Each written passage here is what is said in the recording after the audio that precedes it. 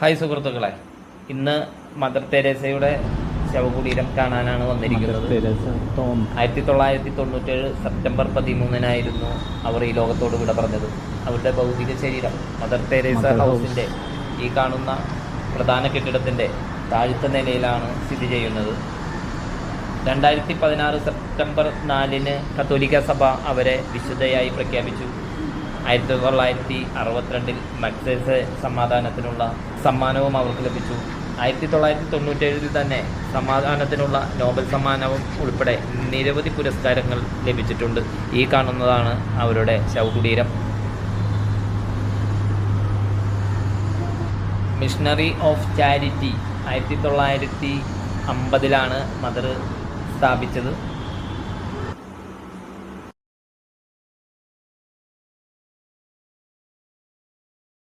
hi സുഹൃത്തുക്കളെ,